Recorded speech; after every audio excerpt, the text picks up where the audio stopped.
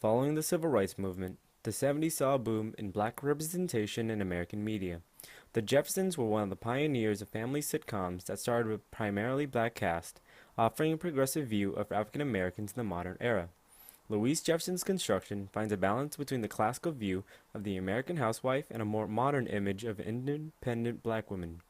Concurrent with Mary Beth Harlovich's description of a housewife that is to be displayed as a sexual being, Louise wears a fitted but yet muted dress, and her hair is perfectly slicked back, positioned to a bun that, much like a 1950s housewife, the attire is more elegant than expected for the task of housework.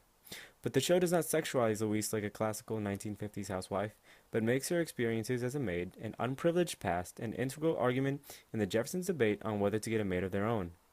In addition, the Jeffersons does not uphold the stereotype that a housewife is a yielding servant portrayed in the 1950s.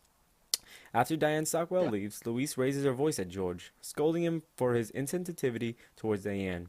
The facade of the perfect home is challenged when Louise and George engage in a loud discussion that does not end in disaster, which runs counter to the image of the perfect home in the 1950s, where the husband and wife rarely ever raise their voice, and if there is a disagreement, the husband would typically win or is shown to be right, contrary to shows such as Father Knows Best, which was applauded for making polite, carefully middle-class, non-controversial shows on the airwaves.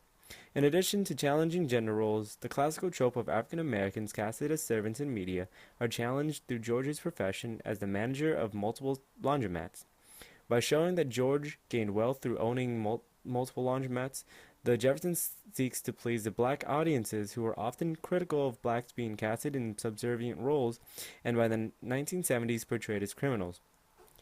The Jeffersons also attempts to challenge the tropes of the man with the coon, where blacks were consistently casted in 1950s media. A strong offender is the Beulah Show, which saw Beulah as a loud, independent, yielding servant of the white family. To some extent, Louise fills the stereotype, but breaks the image of the black character in a lower class. This could be seen as the beginning of black actors casted deeply instead of broadly, where characters begin to break the mold of the classic stereotypes prevalently portrayed in media, with commentary of social trope of both race and gender through comedy, allowing for the ease to engage audience without seeming confrontational.